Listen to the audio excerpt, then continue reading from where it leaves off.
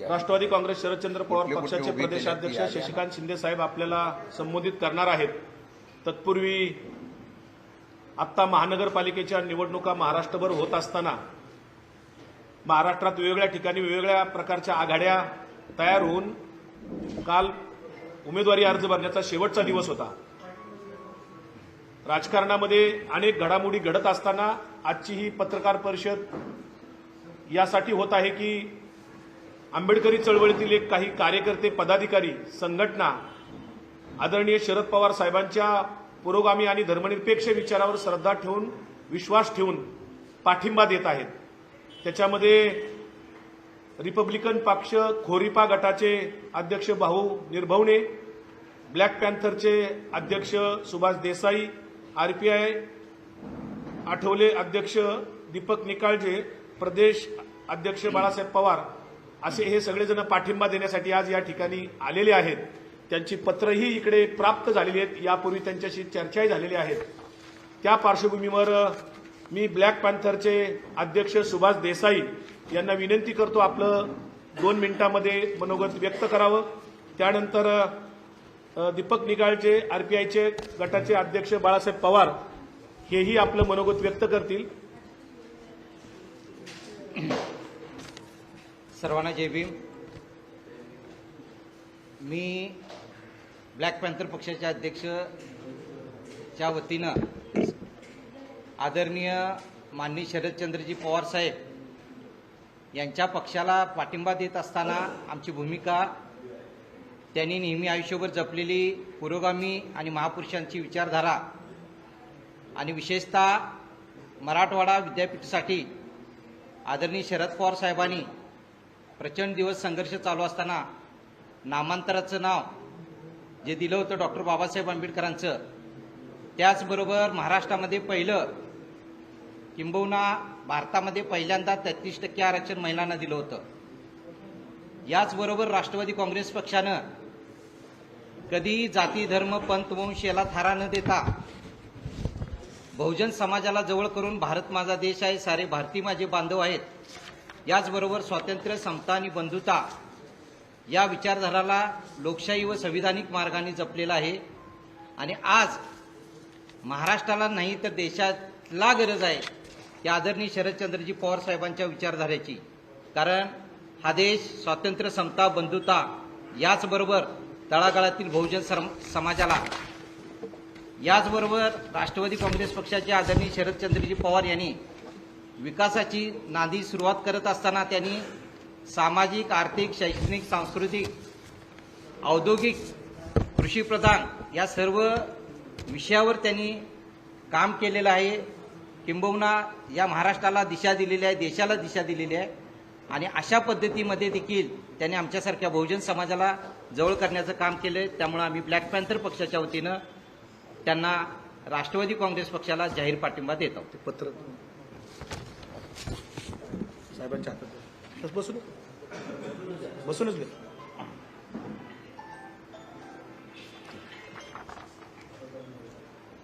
जय भीम, जय महाराष्ट्र।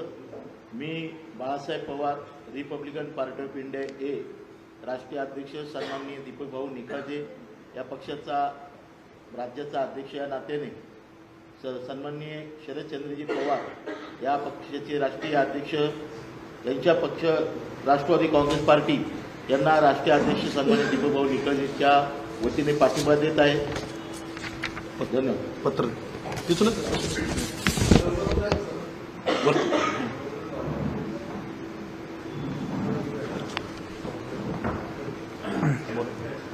आज पत्रकार परिषदेमध्ये आलेल्या सर्व पत्रकारांचं मनापासून स्वागत करतो। नवीन वर्षाच्या आपल्याला शुभेच्छा देतो आणि महाराष्ट्रातल्या जनतेला, देशाच्या जनतेला सुद्धा नवीन वर्षाच्या शुभेच्छा देतो। हे देत असताना महाराष्ट्रामध्ये महापालिका, महानगरपालिकेच्या निवडणुकीची रणधुमाळी सुरू आहे। अशामध्ये आदरणीय शरदचंद्र पवार साहेबांचा अनेक वर्षाचा असलेला या पुरोगामी विचाराच्या पाठीमागे काही पक्षांनी पाठिंबा देण्याच्या संदर्भातला निर्णय घेतलेला आहे आणि त्या पाठिंब्याच्या संदर्भातून आज प्रेस बोलवलेली असताना आपण आलेल्या सर्व पत्रकारांचं सुद्धा स्वागत करतो। त्यामध्ये रिपब्लिकन पक्ष खोब्रागडे खोरीपा अध्यक्ष भाऊ निर्भवने, त्याचबरोबर ब्लॅक पॅन्थर अध्यक्ष सुभाष देसाई, RPI ए अध्यक्ष दीपक निकाळजे यांचे प्रदेश अध्यक्ष बाळासाहेब पवार यांनी पक्षाला महानगरपालिका जिल्हा परिषद पंचायत समितीच्या भविष्य काळामध्ये होणाऱ्या निवडणुकीमध्ये पाठिंबा देण्याचा निर्णय घेतलेला आहे. त्यांचा मनापासून आभार व्यक्त करतो. महाराष्ट्रामध्ये अनेक पक्ष असताना सुद्धा काही पक्ष डॉक्टर बाबासाहेब आंबेडकरांचा विचार, शाहू फुले आंबेडकरांचा विचार हा कायम कार्यकर्ते आत्मसात करतात. त्यामध्ये हे पक्ष आहेत ज्यांनी आज तोच विचारधारा घेणाऱ्या पक्षाच्या पाठीमागं पाठिंबा देण्याच्या संदर्भातला निर्णय घेतलेला आहे. त्यांचं या ठिकाणी स्वागत करतो आणि मला वाटतं की प्रत्येक जिल्ह्यामध्ये आम्ही एकत्रितपणे त्यांचे पदाधिकारी आणि आमचे पदाधिकारी एकत्र येऊन निवडणुकीच्या संदर्भातून आम्ही समोर जाऊन येणाऱ्या काळामध्ये ही असलेली आघाडी मजबूत करण्याचा प्रयत्न करू. आघाडीमध्ये आलेल्या आमच्या सर्व सहकाऱ्यांचं मनापासून या ठिकाणी स्वागत करत असताना साधारणतः महाराष्ट्रामध्ये होणाऱ्या एकूण निवडणुकीच्या संदर्भामध्ये 29 ठिकाणी महानगरपालिकेला आपण समोर जातो आहे आणि या ठिकाणी राष्ट्रवादी शरद पवार पक्ष हा 6 ठिकाणी स्वबळावर लढतो आहे. त्याचबरोबर काँग्रेसबरोबर 11 ठिकाणी आहे. त्याचबरोबर राष्ट्रवादी शरद पवार उद्धव बाळासाहेब ठाकरे शिवसेना 11 ठिकाणी आहे. त्याच्याचबरोबर मनसेबरोबर 5 ठिकाणी आहे आणि NCP अजितदादा गटावर 3 ठिकाणी आहे व इतर पक्षाच्या बरोबर पनवेल, कोल्हापूर, सांगली, जळगाव, अमरावती, इचलकरंजी, वसई, विरार या ठिकाणी 7 ठिकाणी आम्ही अलायन्स करतो आहे. वेगवेगळ्या पक्षाचे असलेल्या अलायन्स करत असताना साधारणतः 2869 पैकी 700 ते 750 ठिकाणी आम्ही निवडणुकीला उमेदवार उभे केलेले आहेत. मला वाटतं की येणाऱ्या काळामध्ये या असलेल्या निवडणुकीच्या समोर जात असताना जिथे आमचा अलायन्स आहे त्याबरोबर आम्ही काम करत असताना या असलेल्या अलायन्सच्या माध्यमातून तिथे यश मिळवण्यासाठी 100% आम्ही प्रयत्न करू. आघाडी असेल त्या आघाडीच्या बरोबर काम करण्याच्या बाबतीमधली भूमिका घेऊ आणि चांगल्या प्रकारचा महाराष्ट्रातल्या लोकांना सध्याच्या राजकारणामध्ये ज्या पद्धतीने राजकारण आहे त्या राजकारणामध्ये लोकांच्यासाठी ही निवडणूक आहे. सामान्य कार्यकर्त्यांना निवडणुकीला संधी मिळालेली आहे. त्याला मतं देण्याच्या बाबतीमधला एकत्रित कार्यक्रम आम्ही येत्या काळामध्ये एक वेगळ्या प्रकारचा एक अजेंडा घेऊन आम्ही समोर जाऊ. अजेंडासुद्धा एकत्रितपणे आम्ही त्या ठिकाणी प्रसिद्ध करू आणि तशा पद्धतीने विशेषतः मुंबईमध्ये आपल्याला ह्या मुंबईच्या असलेल्या निवडणुकीला फार महत्त्व प्राप्त आहे. कारण राज्य आणि इतर राज्य अशा प्रकारचा वाद सध्या मुंबईमध्ये आहे. महाराष्ट्रामधल्या नेत्यांच्या व्यतिरिक्त सुद्धा इतर राज्यातल्या नेत्यांना सुद्धा प्रचारासाठी बोलवलं जातं एखाद्या पक्षाकडून. याचा अर्थ प्रांतवाद आणि आता भाषिक वाद याच्यावर धर्मवादाच्या व्यतिरिक्त सुद्धा आता प्रचाराला वेगळं महत्त्व प्राप्त झालंय का अशा प्रकारची शंका येते. खरं म्हणतं तर महाराष्ट्र आणि मुंबई हा विभाजन करण्याच्या संदर्भातली शंका जी आहे त्या शंकेला आज अशा पद्धतीने वेगवेगळ्या प्रकारच्या समाजाच्या वेगवेगळ्या प्रकारच्या राज्याच्या नेत्यांना बोलवून तशा पद्धतीने निवडणूक जिंकण्याच्या संदर्भातला मनसुबे करत आला असेल तर महाराष्ट्रातली राहणारी जनता जी आहे ती सर्व धर्म समभावाची आहे. तिला एकत्र घेऊन मुंबईमधली निवडणूक आम्ही ताकदीने लढवण्याच्या संदर्भातला निर्णय घेऊ.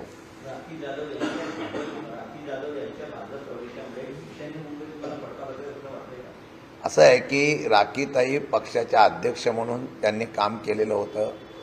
ते करत असताना शेवटच्या सकाळपर्यंत ते पक्षाच्या बरोबर बैठकीमध्ये होत्या. आम्हाला पहिली कुणकुण होती की त्या पक्ष सोडून BJPमध्ये जाणार आहे. कारण त्यांना तिथं निवडून यायचं म्हटल्यानंतर त्यांना दुसरा पर्याय नाही अशा प्रकारची त्यांची मानसिकता झाली होती आणि मला वाटतं त्याचा विचार करून त्यांनी पक्ष बदल केलेला आहे.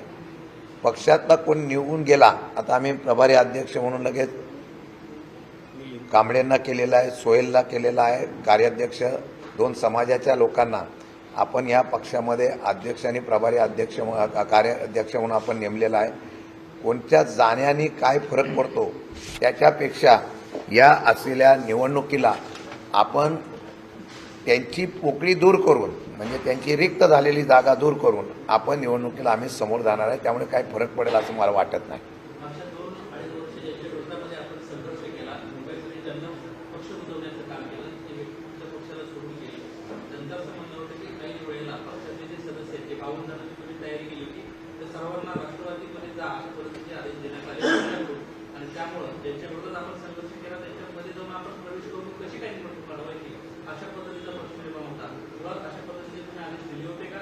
आणि तुमचे जवळपास 8 ते 9 जण असे आहेत त्याचं तिकीट घेतलं त्यांच्याकडून, याबद्दल काय म्हणतात? अलायन्स झालं होतं त्यावेळेला अलायन्सच्या चर्चेमध्ये मी होतो, जयंत पाटील साहेब होतो. आम्ही दोघंही शिवसेनेच्या बरोबर अलायन्स करण्याच्या बाबतीमध्ये पहिल्यापासून आमची भूमिका होती. आघाडी म्हणून आम्ही चर्चा करत होतो. मुंबईमधल्या निवडणुकीमध्ये काँग्रेसने मनसे असेल तर आम्ही एकत्र येणार ना अशी भूमिका घेतल्यानंतर आम्ही आघाडीचा धर्म म्हणून शिवसेनेबरोबर कायम राहिलो होतो. आमच्या लोकांची मागणी ही 50 जागाच्या वरती होती. ती कमी कमी करत करत गेल्या अनेक वर्षापासून कार्यकर्ते असतात त्यांना संधी मिळते म्हणून ती आम्ही साधारणतः 30-35 वर आणली होती. त्यामध्ये चर्चा होत असताना बऱ्याच लोकांना आम्ही इच्छा असताना सुद्धा संधी देऊ शकलो नाही, ही वस्तुस्थिती आहे. परंतु कुठेही आम्ही अशा प्रकारची चर्चा इतर पक्षामध्ये अजितदादा गटामध्ये जा राष्ट्रवादीची अशी केलेली नव्हती. कार्यकर्त्यांनी आम्हाला विचारल्यानंतर आम्ही सांगितलं तुम्हाला पर्याय काय करायचा तर तुमचा निर्णय घ्यायला तुम्ही जसा राखीताईंनी घेतला तसा तुम्हाला निर्णय घ्यायला आम्ही त्या ठिकाणी कोणी अडवणार नाही. परंतु एक सांगतो, त्यांनी जे वक्तृत्व केलं असेल की ज्या पक्षाबरोबर आम्ही लढलो त्या पक्षाबरोबरच या ठिकाणी परत कसं जायचं असा प्रश्न त्यांनी उपस्थित केला असेल. मला वाटतं की त्यांचा प्रश्न हा स्वार्थाचा आहे. ते ज्या पक्षाची भाजपशी कायम लढले, विधानसभेला सुद्धा लढल्या आणि विधानसभेला लढल्या ज्या पक्षाबरोबर ते पूर्वीपासून होते, फक्त तो पक्ष विभागला गेला त्याच्यावर आरोप करण्यापेक्षा ज्यांच्याबरोबर ते कायम लढल्या होत्या त्यांच्याबरोबर हातमिळवणी करून स्वतःची जागा निवडून यावी यासाठी मुंबईच्या अध्यक्षांनी निर्णय घेतला असेल तर तो दुर्दैवाचा होता असं मला वाटतं. मुंबईला एकूण आम्हाला 11 जागा मिळालेल्या आहे. 4 आम्ही स्वतंत्रपणाने लढतोय. पक्षाचा एबी फॉर्म दिलेला आहे. आमची जागा 16-17 जागेची होती. त्यातल्या काही जागांना आम्हाला न्याय मिळाला ही वस्तुस्थिती आहे. त्यामुळे काही लोक मग शेवटी पर्याय म्हणून दुसऱ्या पक्षात गेले असेल. नुसते अजितदादा राष्ट्रवादी गटातच गेले नाही, ते इतर पक्षामध्ये सुद्धा त्यांनी गेलेले आहेत. आणि मला वाटतं की काँग्रेसमध्ये काही गेले, काही इतर पक्षामध्ये पण गेलेले असल्यामुळे त्यांनी त्यांचा मार्ग घेतला. पण आम्ही अलायन्समध्ये ठाम राहिलो होतो. तशा प्रकारची भूमिका घेतल्यामुळे बऱ्याच लोकांना आम्हाला संधी द्यायची होती. ताकदीचे कार्यकर्ते होते पण त्यांना देऊ शकलो नाही, ही वस्तुस्थिती आहे. तरीसुद्धा ज्या आहेत त्या जागा निवडून आणण्यासाठी महाविकास आघाडी म्हणून आम्ही प्रयत्न करणार. पुण्याचे पालकमंत्री ते राज्याचे उपमुख्यमंत्री आहेत, त्यांच्या राजीनाम्याची तुम्ही आता मागणी करता. आता तुम्ही विरोधातला एक महत्वाचा पक्ष आहात. पुण्याचे पालकमंत्री काय करतायत तर गुन्हेगारीला कुठेतरी पाठिंबा देत आहेत, ते चित्र आता स्पष्टपणे झालेलं आहे. एकीकडे ते म्हणतात की कशा पद्धतीने मुख्याच्या आरोपांना सोडलं, दुसरीकडे ते गड्या मारण्याची बायको असेल किंवा अधिकाऱ्यांच्या फॅमिलीमध्ये सगळे गुन्हेगार असतील, या सगळ्यांना उमेदवार देत आहेत. त्यामुळे असा उपमुख्यमंत्री महाराष्ट्राला नको अशा पद्धतीची तुम्ही मागणी करणार आहात का? तुम्ही भूमिका स्पष्टपणे मांडणार आहात? नाही, पुण्याला आमचं त्यांच्याशी अलायन्स झालेलं आहे. ज्यावेळेला भाजप आणि इतर पक्षाची त्यांचं अलायन्स झालं नाही, आमचं इतर पक्षाच्या अलायन्समध्ये मतं या ठिकाणी अलायन्स करताना तिकिटाच्या बाबतीमध्ये जागेच्या बाबतीमध्ये थोडीशी दरी निर्माण झाली, त्यावेळेला त्यांच्याशी अलायन्स झालेला आहे. पण तुम्ही मला प्रश्न विचारला, हा प्रश्न खरं म्हटलं तर सर्व पक्षांना लागू होतो. बऱ्याच पक्षामध्ये जर तुम्ही बघितलं तर अशा प्रकारचे गुन्हेगार स्वरूपाची लोक आहेत, अशा तक्रारी आहेत. मला वाटतं की नुसतं राष्ट्रवादी अजितदादा गट हा पुरतं मर्यादित हा नियम नसून राज्यात देशात बघितलं तर निवडणुका जाहीर झाल्यानंतर अनेक अशा प्रकारचे गुन्हेगार प्रवृत्तीची लोक आमदार खासदारकीपासून सगळीकडे उभे राहतात. त्याला नियमच करणं गरजेचं आहे. तो नियम आता निवडणूक आयोग सरकारने केला पाहिजे. आम्ही किती बोललो तरी त्याचा परिणाम तिथे काय होतो, उमेदवारी तर देण्याचा बाकीचा प्रयत्न होतो. आमचं म्हणणं एवढंच आहे की कार्यकर्त्यांना संधी देण्याच्या संदर्भातले निर्णय घेत असताना आता निवडणूक आयोग किंवा जे शासनामधले सरकारने या संदर्भामध्ये काय कायदा करता येतो का काय याच्या संदर्भात निर्णय घेणं गरजेचं आहे. मी सांगून काय होणार आहे का? आम्ही सांगितलं तरी शेवटी त्यांची उमेदवारी, आता एक उमेदवार तर जेलमध्ये येऊन त्यांनी फॉर्म भरला. प्रत्येकाला लोकशाहीमध्ये अधिकार दिलेला आहे, तो तुरुंगात असला तरी तो उमेदवारी अर्ज भरू शकतो. ही लोकशाहीमधली जी काही त्रुटी आहेत त्या दूर करणं गरजेचं आहे. त्या ज्यावर दूर होतील तेव्हा मला वाटतं की ह्याला कुठेतरी बंधन येईल. तुम्ही आधीच भूमिका अशा पद्धतीची भूमिका घेतली की आपण बोलणारच नाही तर काय होणार नाही. तुम्ही जोपर्यंत भूमिका मांडणार नाही तोपर्यंत त्याच्या राजनीती मी माझी भूमिका मांडली ना, माझी भूमिका स्पष्ट मांडली. गुन्हेगारीचं राजकारणामधले गुन्हेगारीकरण थांबवायचं असेल तर त्याला स्वतंत्रप्रमाणे आपण काय म्हणतो, जोपर्यंत शिक्षा होत नाही तोपर्यंत त्याला गुन्हेगार समजता येऊ नये.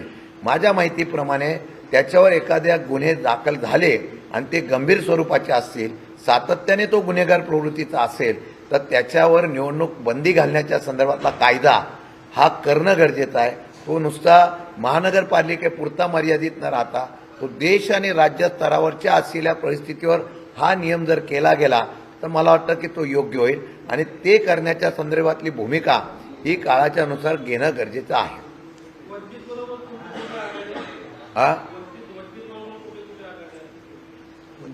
वंचितमध्ये बऱ्याच ठिकाणी आमची आघाडी आकडेवारी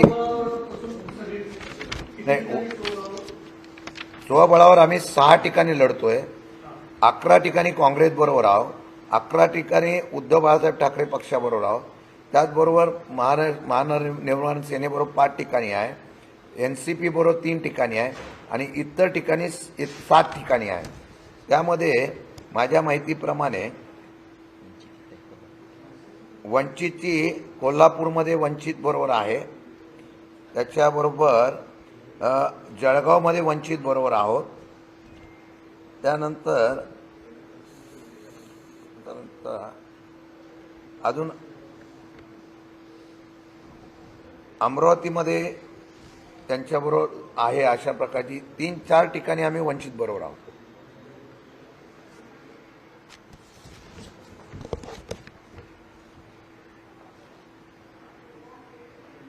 ओके.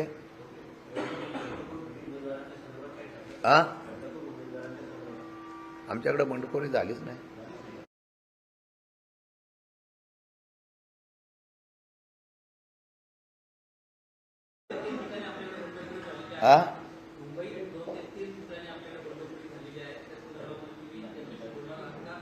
नाही, असं आहे की आमच्या मागणीप्रमाणे आम्हाला तेवढ्या जागा मिळाव्या अशी अपेक्षा होती. त्या ठिकाणी आम्ही फॉर्म दिलेला आहे. मैत्रीपूर्ण लढतीच्या बाबतीमधला आम्ही प्रस्ताव दिलेला आहे. ही मैत्रीपूर्ण लढाई ही मुंबईला, नवी मुंबईला काही ठिकाणी जे आहे तिथं व्हावी अशा प्रकारची आम्ही त्या ठिकाणी विनंती केलेली आहे. माघार घेतल्यानंतर चित्र स्पष्ट होईल, त्यावेळेला सविस्तरपणे त्याच्यावर चर्चा करून तिन्ही पक्ष बसून आम्ही मार्ग काढू.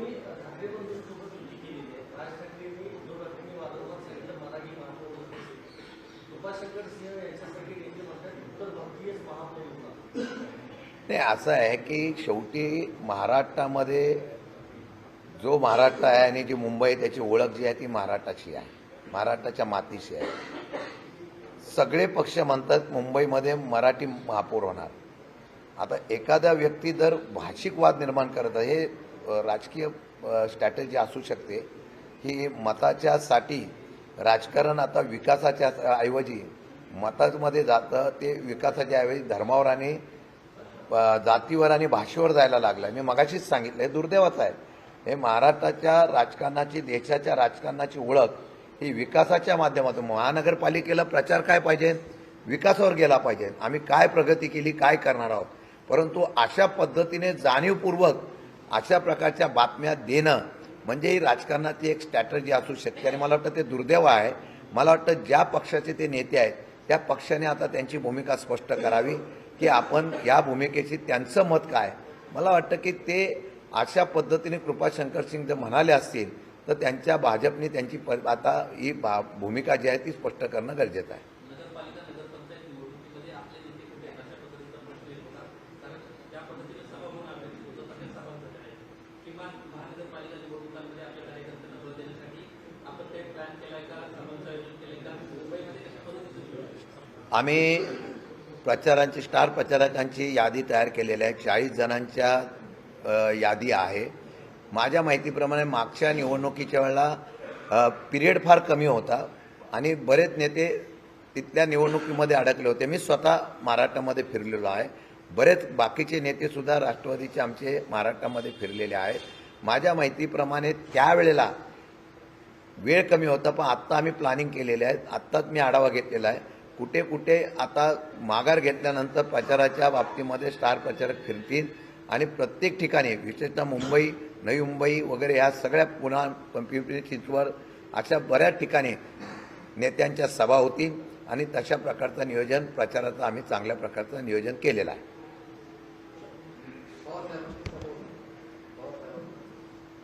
पवारसाहेबांची सभा हा आत्ता विषय आम्ही लिहिलेला नाही, पण माझ्या माहितीप्रमाणे मुंबई किंवा नवी मुंबई किंवा पुन्हा पिंपरी चिंचवड कसं नियोजन करायचं त्याचं आम्ही नियोजन करून ठेवू. धन्यवाद. हिंदी.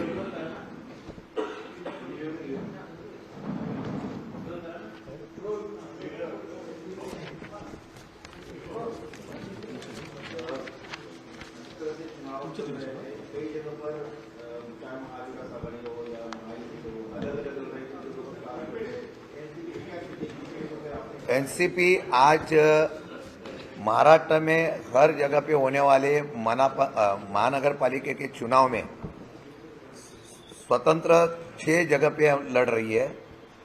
11 जगह पे कांग्रेस के साथ है.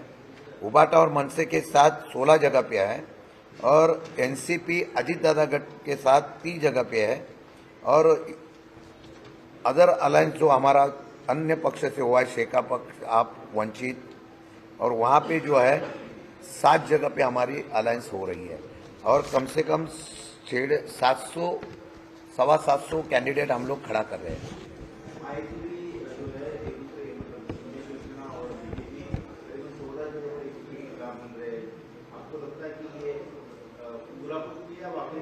नहीं, ये क्या है, लोकल बॉडी का इलेक्शन है, उसमें कार्यकर्ता की अपेक्षा रहती है, पार्टी की कौन सी भी होने दो, कि हमें मौका मिलना चाहिए. इसके लिए जब भी जगह का बंटवारा होता है उसमें अगर कोई युति या महाविकास आघाड़ी में एक मत नहीं होता है तो वो अपने आप अलग अलग लोकल लेवल पे लड़ते हैं. मेरे ख्याल से कुछ जगह पे उनके अलायंस नहीं हुई है, इसलिए वो स्वतंत्रता लड़ रही है. मेरे बात में कुछ जगह पे नूरा भी हो सकती है, कुछ जगह पे सही भी हो सकती है.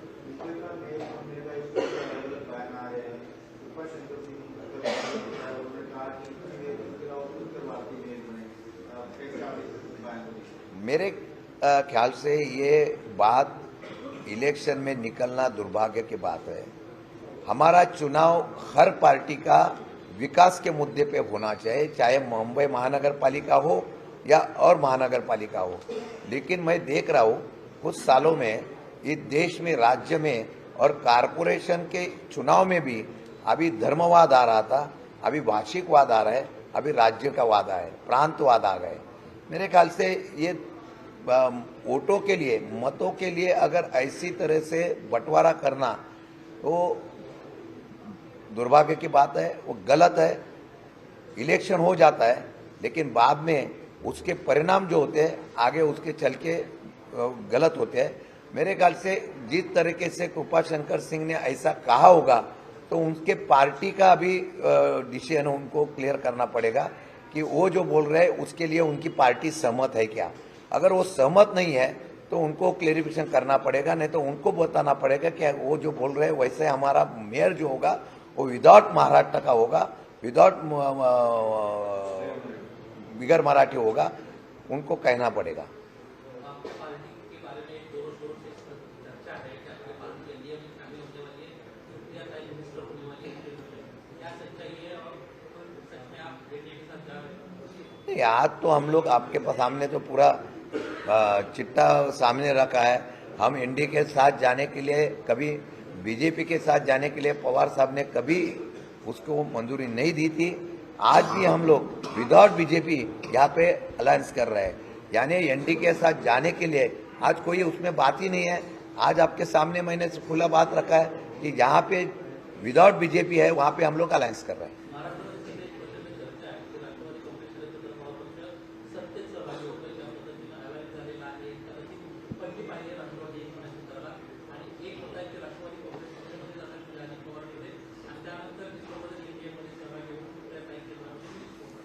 नाही, राष्ट्रवादी शरद पवार गट आणि अजित पवार गट हा 3-4 ठिकाणी आम्ही एकत्र आलेलो आहोत. त्यांचं अलायन्स झालेलं नाही, आमचं अलायन्स झालेलं आहे. अलायन्स झालं म्हणजे पक्ष विलिनीकरणामध्ये गेला अशा प्रकारच्या चर्चा होत नसते. मी आता एवढंच सांगतोय की सध्या महानगरपालिकेच्या निवडणुकीला आम्ही समोर जात असताना जिथे जिथे आम्हाला शक्य आहे त्या पक्षाची आम्ही त्या ठिकाणी आघाडी केलेली आहे. अशा प्रकारची सध्या कुठल्याही प्रकारची चर्चा नाही. अलायन्सच्या बाबतीमधल्या फक्त चर्चा चालू आहेत. विलिनीकरणाची चर्चा कुठेही झालेली नाही.